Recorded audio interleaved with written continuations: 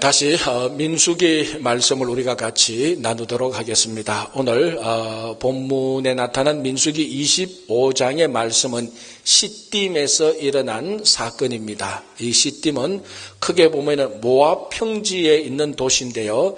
이 모압 평지에 브올산이 있습니다. 이제 이 브올산에서 발람이 이스라엘을 저주했다가 거기 다시 복으로 바뀌는 바로 그 영역, 그 지역에서 일어난 일들입니다. 자, 오늘 본문을 간단히 말하면은 시딤에서 이스라엘 백성의 남자들이 모압 여인의 음행에 걸려듭니다. 그러니까 모압 여인들과 음행하여서 음행한 이제 남자들을 모압 여인들이 자기들이 섬기는 우상 바알보를 섬기기 위하여서 초청합니다. 그러니까 이미 마음도 몸도 다 모압 여인들에게 빼앗긴 이스라엘 남자들이 그 초청에 응해서 결국 우상 바알보를 섬기게 되는 그런 내용이 나옵니다. 물론 이제 우상을 섬겼기 때문에 하나님께서 진노하셔서 하나님께서 다시 그들을 징계하시고 그리고 다시 또 그 징계가 풀려지고 평화의 언약이 이루어지는 내용들입니다. 자, 오늘 여기서 이 시딤에서 이스라엘 남자들이 모압 여인들과 음행하게 되는 이 모든 설계자가 누구냐, 배후 조정자가 누구냐 하면은 민수기 31장을 보면은 이것이 발람의 발람의 설계였다라고 말을 하고 있습니다. 자, 발람이 누굽니까? 우리가 이미 몇 주 전에 살펴본 대로 모압 왕 발락이 이스라엘을 저주하기 위하여서 데리고 온 유브라데 강가의 버돌에 살고 있는 점술가였습니다. 아주 유명한 점술가였죠. 그래서 모압 왕 발락이 발람을 사주하여 이스라엘을 4번이나 저주하도록 했지만 그 저주가 하나님의 간섭으로 인하여서 모두 다 복으로 바뀌었습니다. 가장 전형적인 전화위복이 된 것입니다.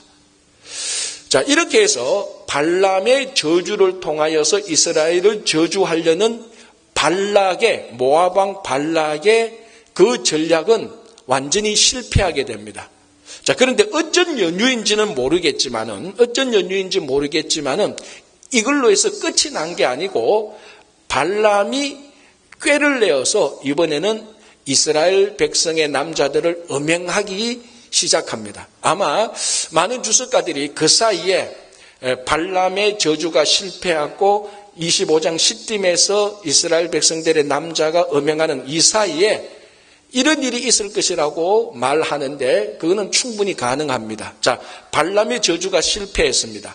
그러나 모압 왕 발락이 그대로 끝나는 것이 아니고 계속해서 발람에게 뭐 다른 방법이 없느냐, 이스라엘을 타락하고 부패시키는 방법이 없느냐, 그 방법을 가르쳐주면은 내가 너에게 주기로 한 많은 재물을 주겠다.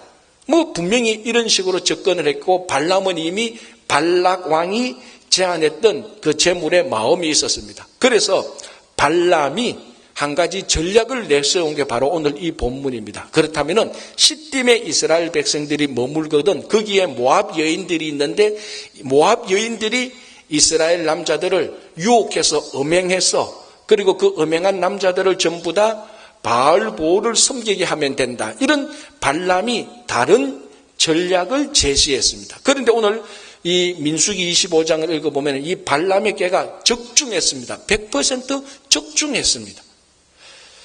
모압 여인과 음행했던 이스라엘 남자들이 전부 다 모압 사람들이 섬기는 바알보를 섬기게 된 것입니다. 자, 이제 여기서 우리가 잠시 멈추어서서 오늘 이스라엘 백성들이 어떻게 해서 바알보를 섬기게 되었는가, 이 순서가 참 중요합니다. 자, 이 순서를 보기 전에 오늘 이 본문에 대하여서 사도 바울은 고린도전서 10장 7절 8절에서 고린도 교회 교인들에게 권면하기를 우상 숭배를 절대로 해서는 안 된다라고 명령을 합니다. 그런데 우상 숭배를 해서는 안 된다라고 말을 하면서 사도 바울이 예를 드는데 그 예가 오늘 본문 민수기 25장에서 이스라엘 백성들이 육신적으로 음행한 것을 말하고 있습니다.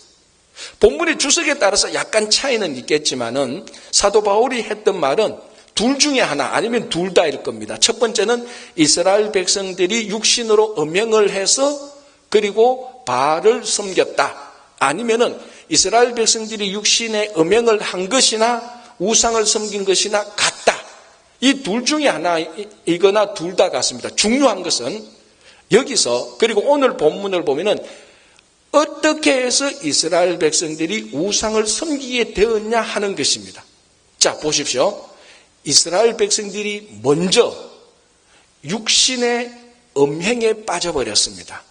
그리고 난 다음에 영혼의 음행이었던 우상 숭배를 하게 되는 것입니다. 이 순서가 중요하다는 것입니다.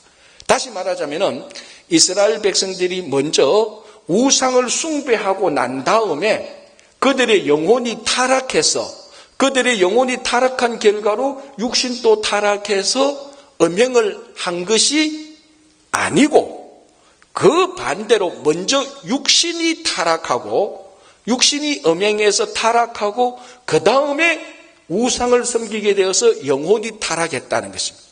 이 순서가 중요합니다. 왜냐하면 보통 우리 한국 성도들이 많이 생각하는 순서는 먼저 영혼이 타락합니다. 다시 말하자면 말씀도 읽지 않고 말씀도 순종하지 않고 기도도 잘하지 않고 예배도 잘 드리지 않고 주일 성수도 하지 않고 그래서 자꾸 영혼이 타락하니까 그 타락의 결과로 음행도 하게 되고 나쁜 짓도 하게 되고 인생이 망치게 된다 이렇게 생각을 합니다.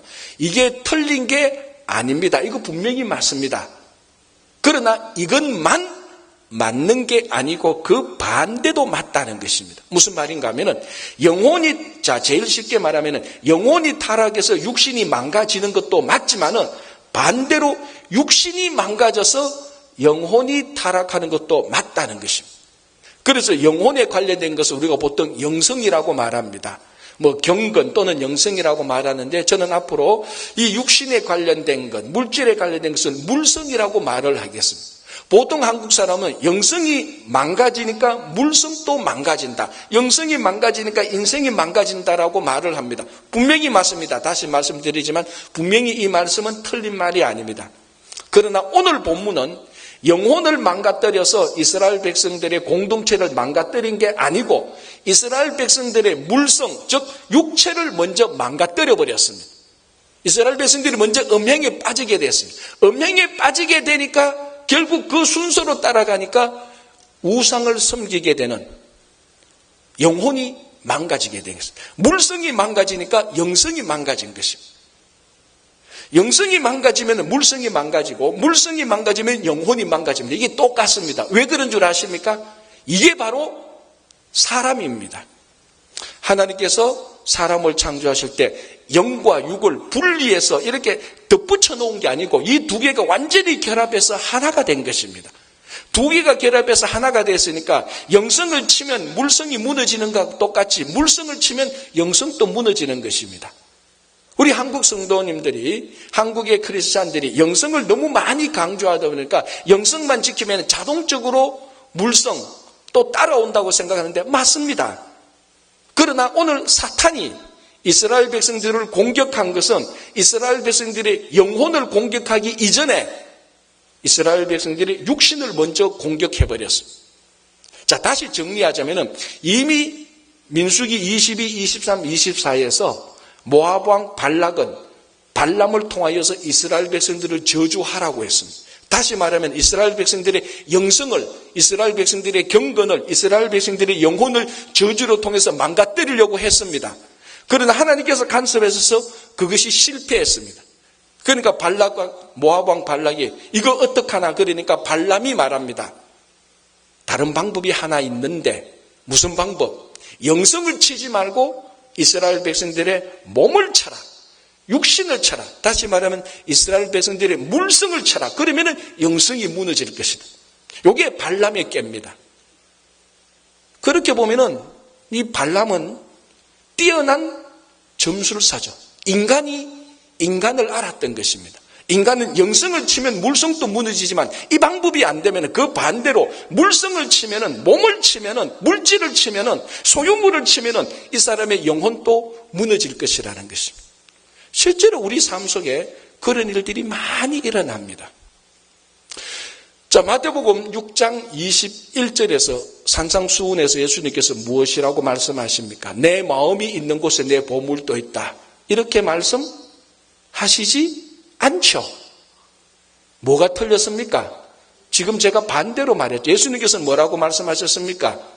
내 보물이 있는 곳에 네 마음이 있다라고 말을 합니다. 예수님도 사람이 어떻게 구성되어 있는가를 정확히 알았습니다. 사실은 내 보물이 있는 곳에 내 마음이 있다 이 말이나 네 마음이 있는 곳에 네 보물이 있다 이 말하고 사실은 같습니다. 자, 여러분 우리 자신을 되돌아보십시오. 여러분들의 마음이 있는 곳에 여러분들의 물질을 씁니다. 맞죠? 그런데 오늘은 그렇게 예수님께서 말씀하지 않고 내 물질이 있는 곳에 내 보물이 있는 곳에 네 마음이 있다라고 말합니다. 물성을 먼저 말합니다.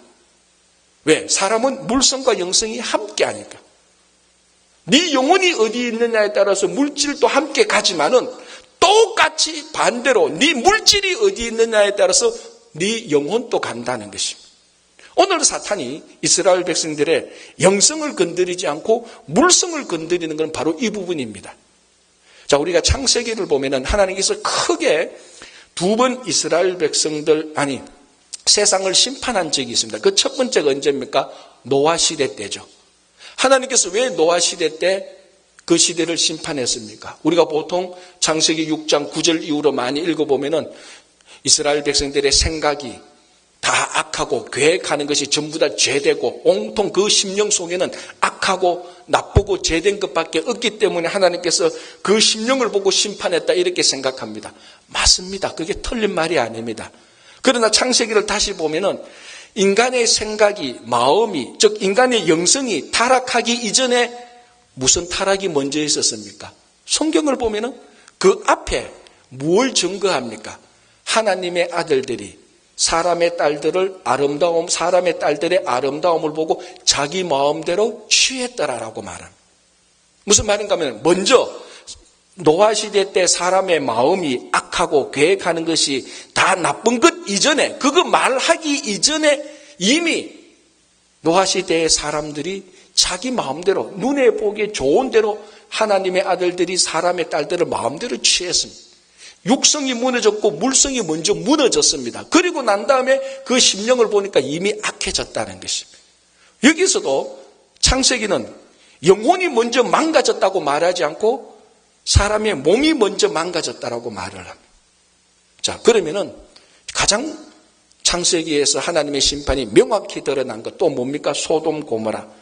소돔 고모라가 왜 망했죠? 그렇죠. 우리 다 알고 있는데 그 의미를 정확히 모르는 게 하나 있습니다. 소돔 고모라가 왜 망했습니까? 그 사람들이 기도 안에서 망했다는 말이 있습니까? 아닙니다. 소돔 고모라 사람들이 하나님께 예배를 안 드려서 망했다는 말 일체 없습니다. 창세기를 보면 소돔 고모라가 망한 이유에 대하여서 영성적인 부분은 한마디 말도 없습니다. 전부 다 뭡니까? 육신에 관한 것, 물성에 관한 겁니다. 소돔 고모라가 망한 것은 이스라엘 그 당시 소돔 고모라 사람들이 기도를 얼마나 했는지, 하나님께 예배를 얼마나 드렸는지, 찬양을 얼마나 드렸는지, 경배를 얼마나 했는지 1절 말 없고 뭘 봅니까? 그 사람들의 몸, 그 사람들의 물질성, 그 사람들의 물성, 육성을 보니까 타락하고 부패했습니다. 동성연애가 판을 쳤고 폭행이 난무했고 전부 다 물성에 관한 겁니다. 그래서 하나님께서 심판해버렸습니다. 많은 사람들이 지금 미국이 소돔 고모라를 닮았다고 말을 합니다. 사실 제가 봐도 닮은 점이 너무 많습니다.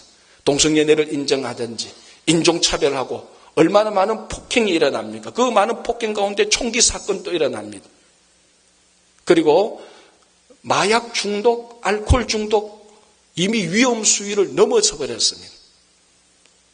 그래서 사람들은 말합니다. 미국이 이렇게 타락하고 부패한 것은 원래 미국을 건립할 때 가지고 있었던 청교도 정신을 잃어버렸기 때문이라고 말을 합니다. 물론 그 말이 맞습니다. 저도 그 부분에 대해서 충분히 인정합니다. 원래 미국이 청교도 정신을 잃어버렸기 때문에 지금 이렇게 폭행과 성적인 타락과 인종차별과 이런 일들이 일어난다고 말을 합니다. 맞습니다. 그러나 그 반대도 똑같이 맞습니다. 사람이 인종차별을 하니까 영혼이 망가지는 겁니다. 사람이 동성연애를 하니까 영혼이 망가지는 겁니다. 사람이 성폭행을 하니까 그 영혼이 망가지는 겁니다. 사람이 마약 중독에 빠지고 알코올 중독에 빠지니까 영혼이 망가집니다. 사람들이 가끔 이렇게 말합니다. 마약 중독에 빠져도 영혼만 깨끗하면 됩니다. 천만에. 그건 사람이 아닙니다. 원래 사람은 영성과 물성이 하나가 되어 있습니다. 물성이 무너지면 영성도 무너지고 영성이 무너지면 물성이 무너집니다. 그런데 우리 한국 성도님들은 영성이 무너지면 물성만 무너진다는 것만 너무 많이 알고 있습니다. 그건 정말 좋은 것이죠. 그러나 사탄은 우리 앞에 있는 영성을 공격만 하는 게 아니고 똑같이 붙어있는 동전의 앞면만 붙어있는 영성만 공격하는 게 아니고 동전하고 똑같이 붙어있는 우리 뒷면의 물성을 공격합니다. 그래서 오늘 이 본문을 보면서 우리가 무너지고 한 인생이 망가지는 것은 쉽게 말해서 기도 안 하고 예배 안 하고 말씀에 불순종해서 무너지기도 하지만은 이쪽에 있는 우리들의 몸이 무너질 때, 우리의 물질이 무너질 때, 물성이 무너질 때도 똑같이 망가지는 것입니다. 이걸 우리가 쉽게 말해서 균형 잡힌 신앙이라고 말을 합니다. 여러분 한번 생각해보세요. 여러분 삶을 개인적으로 한번 생각해 보십시오. 내 몸이 악한 것이 중독되어 있는데, 마약과 알코올에 중독되어 있는데 내 영성이 건전합니까? 절대로 그렇지 않습니다. 내가 가지고 있는 물질에 내가 탐욕하고 있는데 내 영성이 온전합니까? 아닙니다. 내 삶이 내가 마음대로 살고 방탕하고 내가 게으르게 살고 있는데 영성이 온전합니까? 그렇지 않습니다. 그래서 우리는 우리 삶에 내 몸을 악하게 파괴시키는 중독과 같은 것들, 내 삶을 망가뜨리는 게으름, 무지함, 물질에 대한 탐욕, 집착, 이런 것들이 사탄의 공격으로 들어온다는 것을 알고 있어야 됩니다.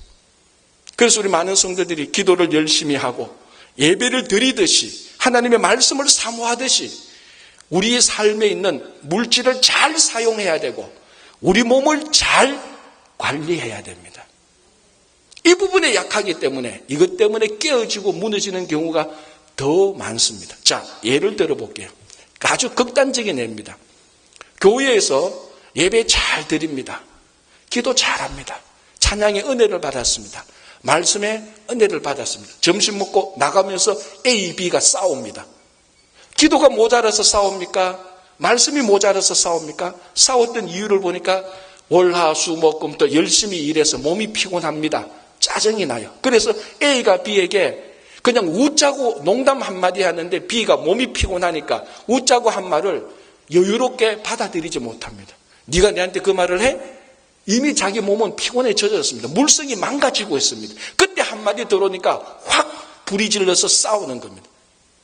이게 기도의 문제도 아니고 예배의 문제도 아닙니다. 영성의 문제 때문에 싸움이 일어난 것이 아니고 물성의 문제 때문에 싸움이 일어난 것. 그래서 우리는 기도하는 만큼, 말씀을 사랑하는 만큼, 예배를 소중히 여기는 만큼 내 몸과 물질에 대한 물성도 주의해서 관리하고 탐욕을 버리고 잘 사용해야 되는 것입니다. 그래서 사탄이 영성을 공격해도 막아내고 물성을 공격해도 막아내서 정말 균형 잡힌 성도와 교회가 되어야 되는 것입니다. 자, 이렇게 해서 이번에는 물성, 인간의 몸을 공격해서 이스라엘 백성들이 바알보올에게 다 우상숭배로 넘어가 버렸습니다. 그래서 하나님께서 진노하셨습니다. 이스라엘 백성들에게 연병을 내렸고 그래서 그 연병이라는 병에 사람이 걸려서 죽어가고 있었습니다. 자, 이런 경우를 당하면서 이스라엘 백성들이 전부 다 참회하기 시작합니다. 우리가 잘못했다. 다 하나님의 회막에 모여서 참회하고 있는데 이 시므이라는 남자, 이스라엘 남자가 미디안 여자 고섭이라는 여인을 데리고 옵니다. 온 백성이 온 회중이 참회하고 있는데 그래서 이 시므이라는 남자가 미디안 여인 또는 모압 여인 고섭이를 데리고 와서 막사로 들어갑니다.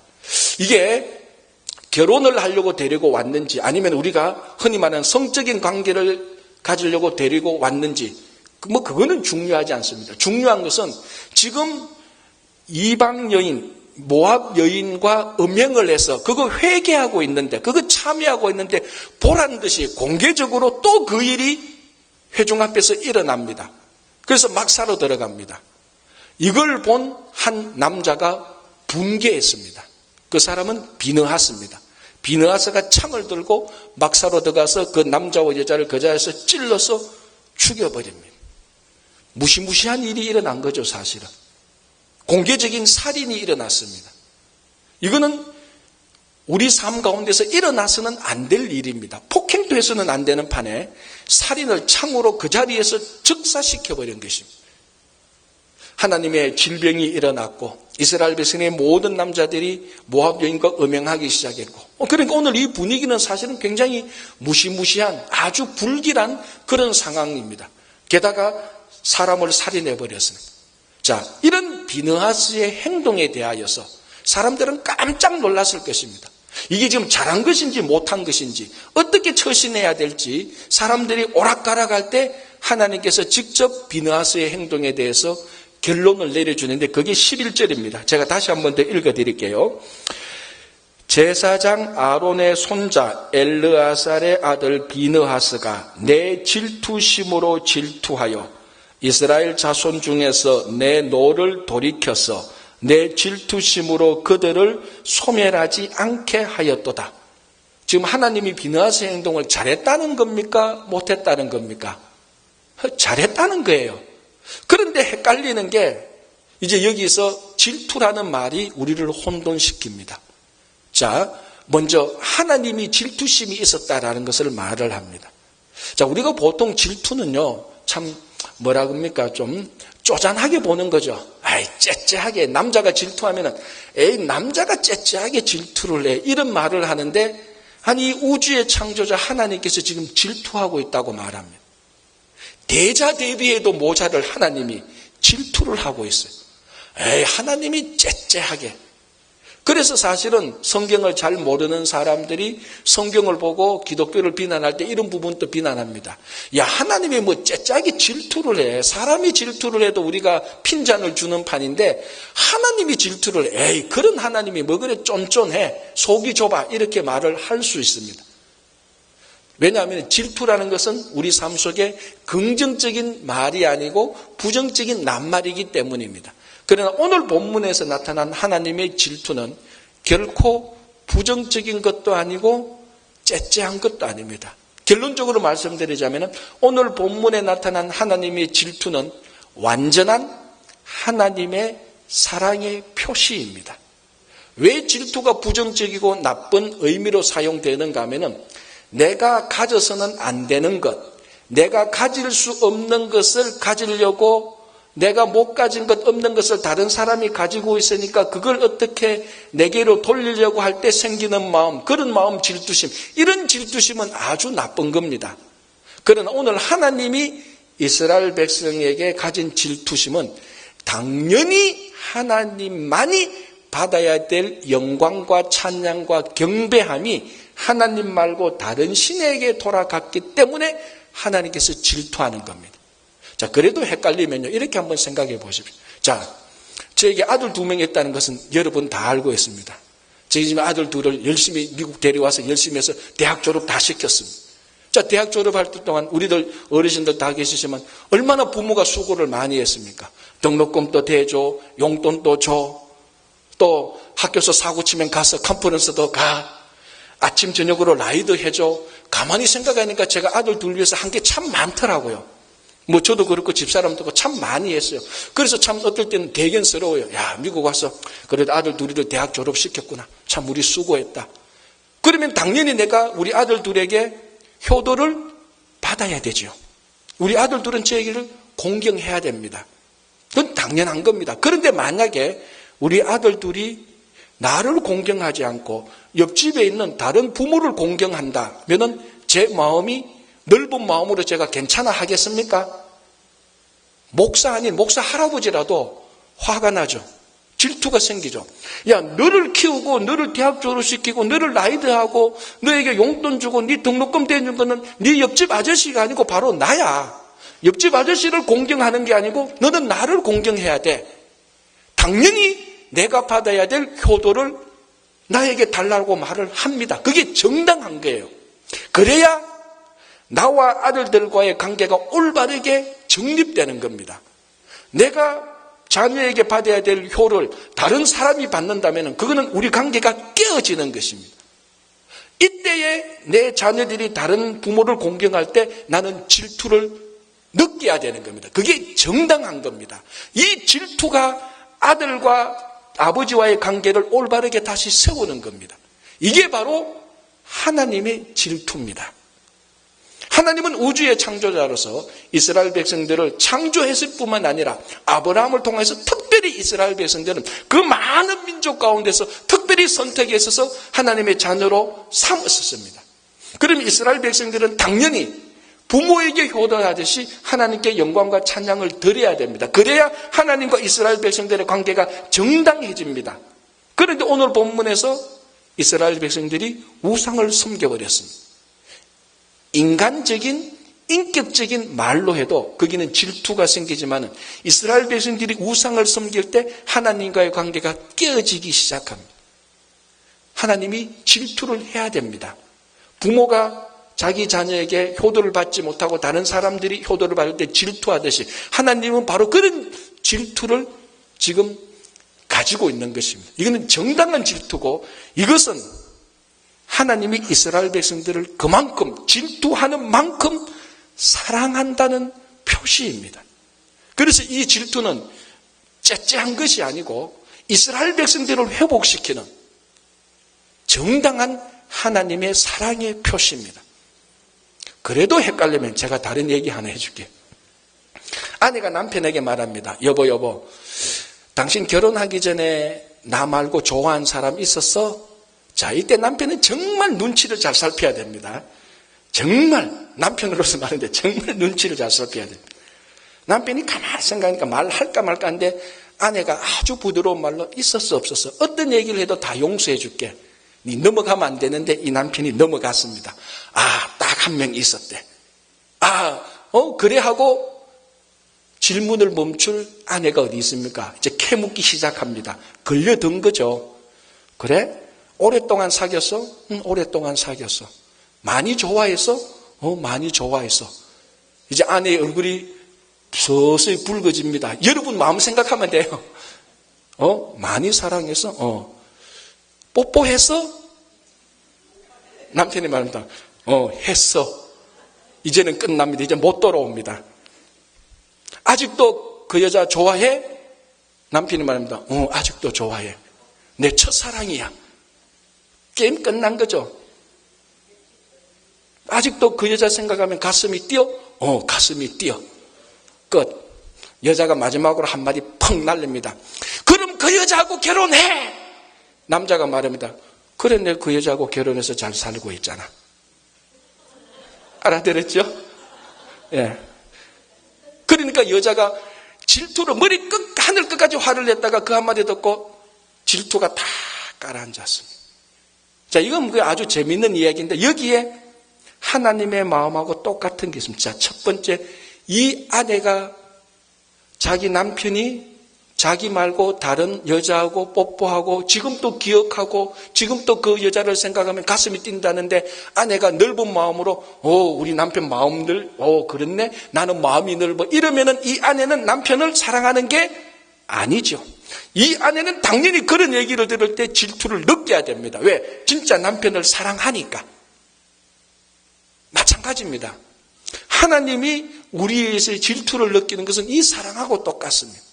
자, 그런데 이 이야기에서 언제 질투가 누구로 떨어졌습니까? 이 여인은 남편에게 받아야 될 사랑이 다른 여인에게 갔다고 생각하니까 막 화가 나고 질투가 난 거야. 그런데 알고 보니까 자기가 받아야 될 사랑을 받았거든요. 그러니까 질투가 한순간에 누구로 떨어졌습니다. 이게 오늘 본문에 나타난 하나님의 질투를 누그러뜨린 비느하스의 행동입니다. 비느하스가 하나님의 마음을 알았습니다. 하나님이 이스라엘 백성들을 얼마나 사랑하기에 얼마나 질투한다는 것을 비느하스는 알았습니다. 그래서 오늘 본문에 보면 이 질투란 말이 11절만 해도 3번 나오고 13절에 또 한 번 나오고 질투라고 말합니다. 비느하스가 그 하나님의 질투를 알았어요. 하나님께서 이스라엘 백성들을 사랑하는 것을 알았습니다. 그런데 이스라엘 백성들이 당연히 하나님께 드려야 될 찬양과 영광을 드리지 않고 우상에게 드립니다. 하나님의 질투가 끝까지 올라갑니다. 이 질투를 누그러뜨려야 됩니다. 하나님께 돌려야 될 영광과 찬양을 다시 하나님께 드려야 됩니다. 그래서 비느하스가 하나님의 질투심을 가지고 그 두 사람을 쳐다내버렸습니다. 그제야 정신이 드는 거죠. 우리가 하나님을 사랑하지 않고 세상을 사랑하고 다른 걸 육신을 사랑했다는 걸 알게 되는 것입니다. 자, 오늘 이 본문에서 이 시므이라는 남자와 고습이라는 여자가 서로 사랑하고 그리고 음행에 빠졌다는 것은 이 두 사람만 말하는 게 아니고 이스라엘 백성 전체의 상황을 보여주는 것입니다. 그때 비느하스가 이것을 잘라버립니다. 그때 하나님의 질투심이 누그러뜨려지는 거죠. 이제 다시 이스라엘 백성으로부터 영광과 찬양을 받게 되었기 때문에. 그래서 하나님께서 그 적시로 하나님이 진노를 멈추어 버렸습니다. 그까지 24,000명이 죽었습니다. 그리고 그 다음부터 스탑.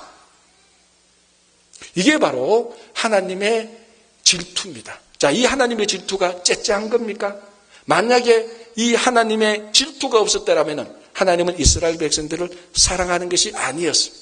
이 질투를 비느하스가 잘 알았던 것이고, 아니 정확히 말하면 하나님의 사랑을 정확히 비느하스가 알았던 것이었습니다. 여러분, 이게 비느하스의 이야기 또는 시딤의 이야기라고 말할 수 있겠지만은 여전히 오늘날 우리 심령 속에 하나님을 대체한 다른 어떤 것으로 만족 누리고 하나님을 대체한 다른 것으로 기뻐하고 즐거워할 때 하나님은 똑같이 질투를 하고 있습니다. 우리가 우리 심령 속에 하나님의 자녀로서 예수님의 친구로서 살면서 하나님 대신에 예수님 대신에 많은 것들을 대체하고 있고 그리고 이 대체한 것에서부터 기쁨과 즐거움을 누리고 있습니다. 그러면 당연히 하나님이 받아야 될, 하나님이 우리를 통해서 받아야 될 기쁨과 즐거움은 다 빼앗겨버리는 겁니다. 하나님은 당연히 우리를 대해서 질투를 하고 있습니다. 이 질투를 어떻게 누그러뜨립니까? 우리가 하나님 대신에 만족을 누리고 있는 대체용품을 다 치워야 됩니다. 그게 물질이든지 권력이든지 그게 심지어는 가족이라 할지라도 직장이라 할지라도 내가 즐기는 어떤 취미나 어떤 활동이라 할지라도 하나님을 대체해서 만족하고 즐거워하는 것들에 대하여서 하나님은 질투하고 있습니다.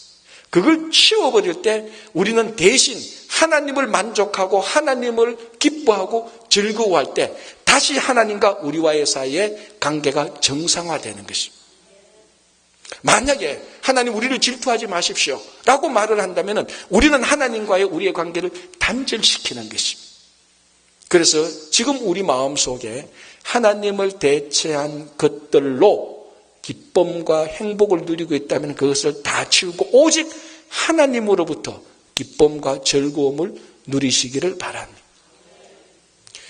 자, 오늘 이 본문은요, 출애굽 1세대가 광야에서 저지르는 마지막 반역입니다. 이게 1세대의 마지막 반역입니다. 그래서 26장, 민수기 26장부터는 다시 두 번째 인구조사를 하게 됩니다. 이 인구조사는 출애굽 2세대를 위한 인구조사입니다. 그래서 오늘 이 사건으로 인하여서 출애굽 1세대의 반역은 끝이 납니다. 그런데 불행하게도 이 마지막 반역이 우상을 섬기는 바알보를 섬기게 되어서 이스라엘 백성들이 전멸하기 직전까지 간 사건입니다. 그런데 가만히 생각해 보면은 출애굽 1세대가 초기 때에 또 이런 위험에 직면했던 적이 있죠. 언제였습니까? 금송아지를 섬겼을 때. 이스라엘 백성들이 금송아지를 섬겼을 때 하나님께서 진노하셨습니다. 하나님의 질투가 우리말로 하면 하늘 끝까지 닿았습니다.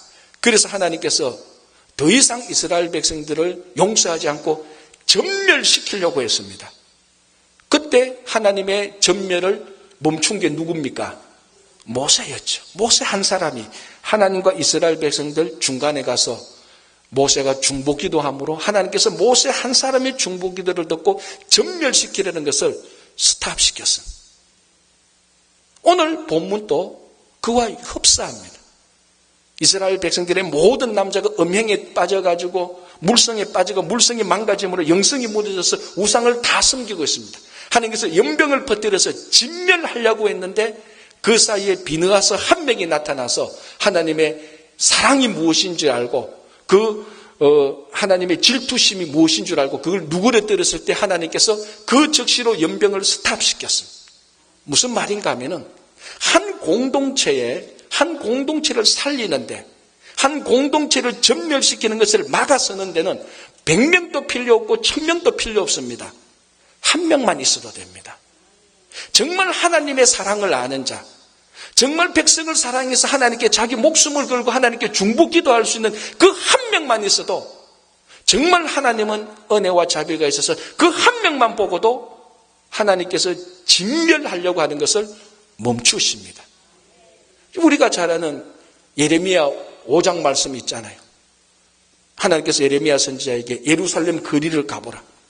진리를 찾고 공의를 실천하는 자 한 명만 있으면 이 예루살렘을 살려주겠다고 말을 했습니다. 오늘 똑같이 하나님께서 예레미야 선지자에게 했던 말을 이미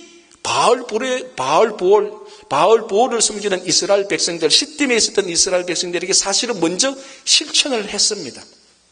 하나님의 공의가 무엇인지, 하나님의 사랑이 무엇인지 알았던 비느하스 한 명이 나타나니까 하나님께서 그 비느하스 한 명을 보고 이스라엘 백성들을 전멸시키려던 그 계획과 실행했던 것을 멈추어 서게 한 것입니다.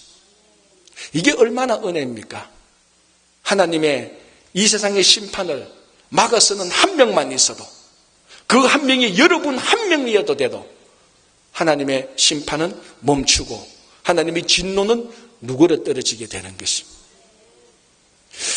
또 하나 참 은혜로운 것이 이게 출애굽 1세대의 마지막 반역입니다. 그렇다면 우리 이민 1세대의 삶을 다시 우리가 생각해 볼 수 있는 거죠.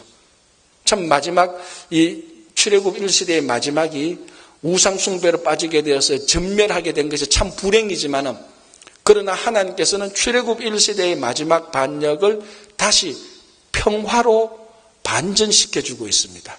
그래서 하나님께서는 비느하스를 보고 비느하스와 평화의 언약을 맺습니다. 그래서 1차적으로 비느하스와 평화의 언약을 맺는 것은 앞으로 비느하스가 시므이를 그 자리에서 죽였기 때문에 시므이의 그 자손들이 대대로 비느하스의 자손들을 복수하지 못하도록 하나님께서 평화의 언약을 맺어 놓아버립니다. 그럼 이 언약의 근거에서 시므이의 자손들이 나중에 비느하스의 자손들에게 복수를 못하게 되는 것입니다. 이게 1차적인 목표입니다. 자, 그런데 중요한 것은 여기서 평화의 언약이라고 말할 때 이 언약에 담겨진 중요한 뜻이 뭔가 하면은 책임의 끈, 이 참 번역이 애매한데 영어로 말하면 bond of obligation. obligation이 의무잖아요. 책임이잖아요. bond가 뭡니까? 딱 붙이는 거죠. 그러니까 언약이라는 것은 의무 또는 책임이 딱 붙어 있다는 겁니다.